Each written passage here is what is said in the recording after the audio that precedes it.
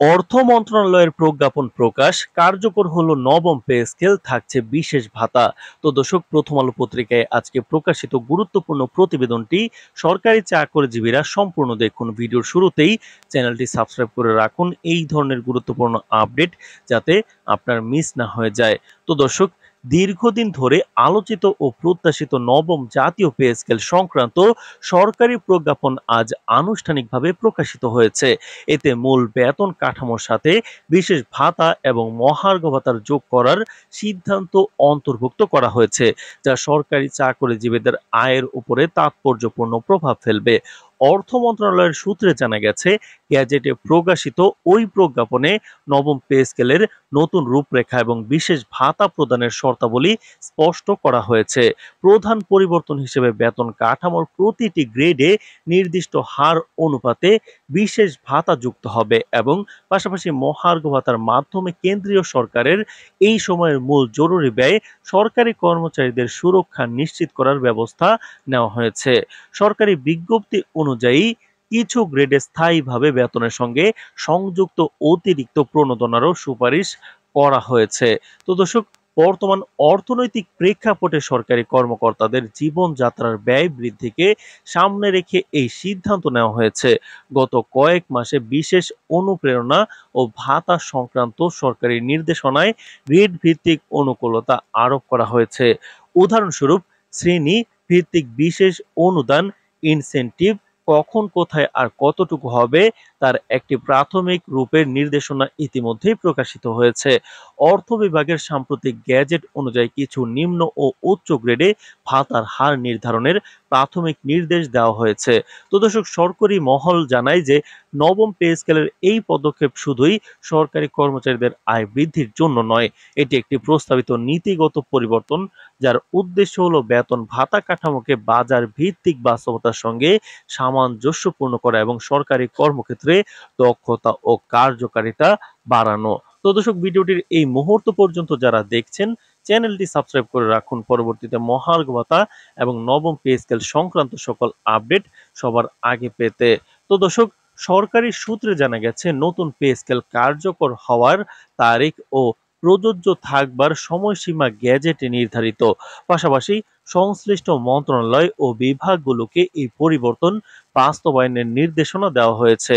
বিশেষ করে পেনশন ভাতার বিষয়টি বহু পেনশনারের নজরে এসেছে।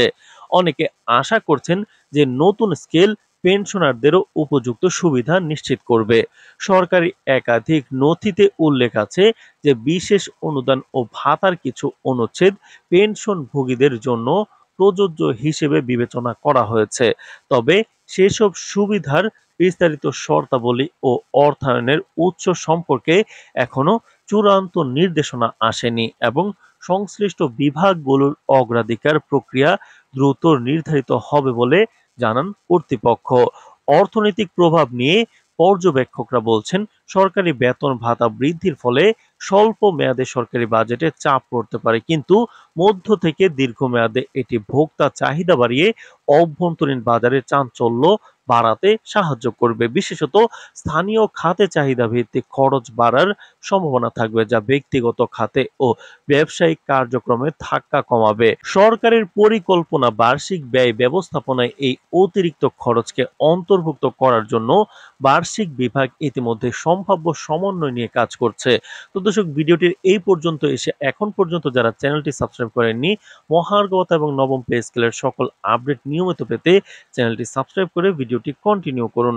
তো দর্শক, অপরদিকে বিরোধী পক্ষ ও কিছু অর্থনীতিবিদ সতর্ক করেছেন যে যদি ভাতা ও বেতন বৃদ্ধি বাস্তবে দক্ষতার সাথে সংযুক্ত না করা হয়, তাহলে তা মুদ্রাস্ফীতি বাড়িয়ে অপ্রত্যাশিত প্রতিক্রিয়া দিতে পারে। ফলে সরকারের সামনে তাৎক্ষণিকভাবে মনিটরিং ও প্রয়োগ পর্যায়ের কঠোর পরিকল্পনার ঝুঁকি দেখা দিয়েছে।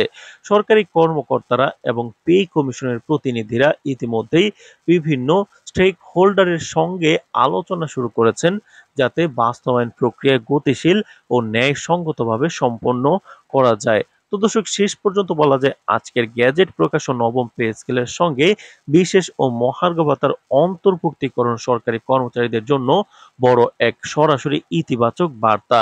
তবে এর পূর্ণ সুফল পেতে হলে দ্রুততর বাস্তবায়ন, সংকটকালীন অর্থায়ন পরিকল্পনা এবং ভাতা নির্ধারণের স্বচ্ছতা অপরিহার্য।